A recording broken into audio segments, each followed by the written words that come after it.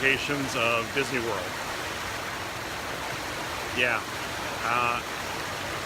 Going through a metal scanner, bag searches, fingerprints,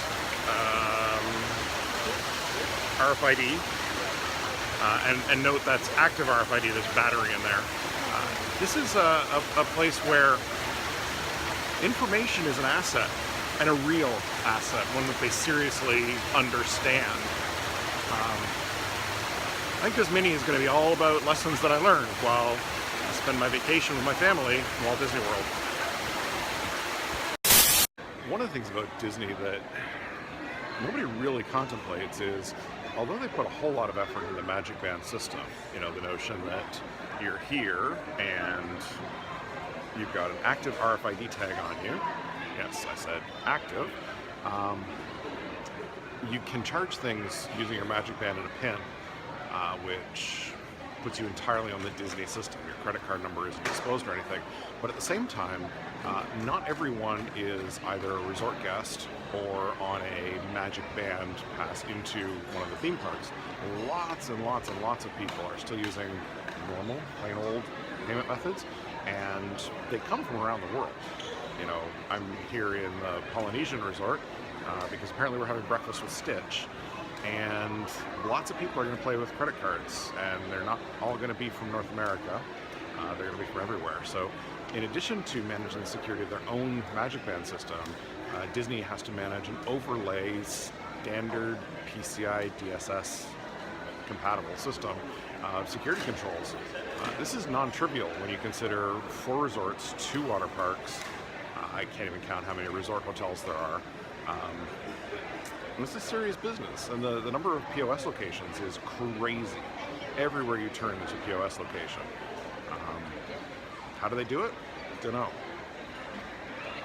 Would it be an interesting white paper? Would it be something they could share with the community and make a difference? Yeah. Anybody watch the show who's an employee at Disney Security and would love to talk to me about this stuff? Let me know. I'm here for a few more days anyways.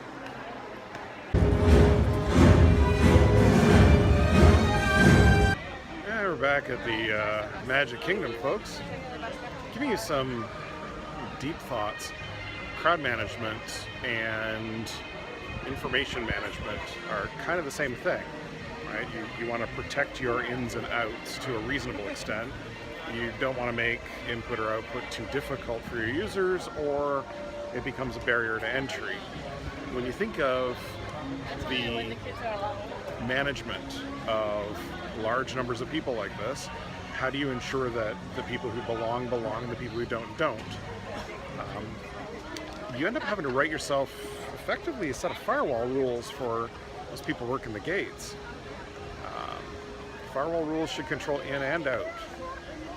Why would Disney need to control who leaves the park?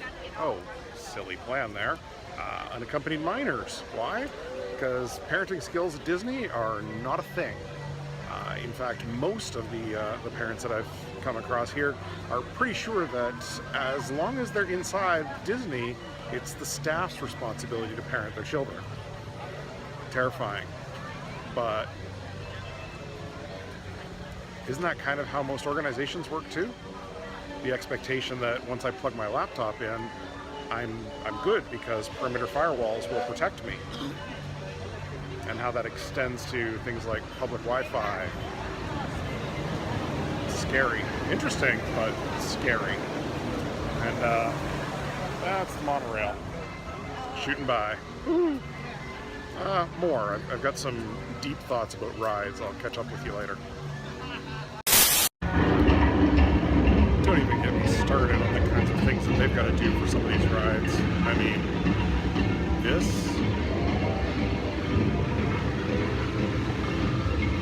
might even have Ethernet involved. It's not right. That should scare you as much as I'm currently in fear of my life in here, frankly.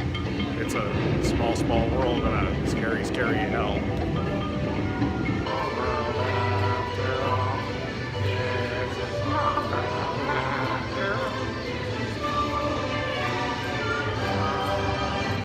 Last part about Disney that nobody really thinks about, at least not too hard, is that each one of these rides is an industrial control system. It's just as potentially dangerous as any of the others, especially if they're connected to each other, connected to overall management systems. It's pretty serious stuff, folks. Here at Disney, there's more than just the Ethernet IP Wi-Fi network that you would expect to find sitting in a stage show. This is Indiana Jones. You're going to have DMX 512 networks. You're going to have a bunch of effectively ICS for theater.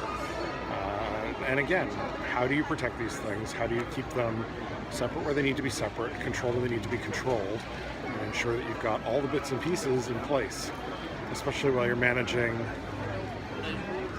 a crowd. This is a non-trivial kind of a problem to solve.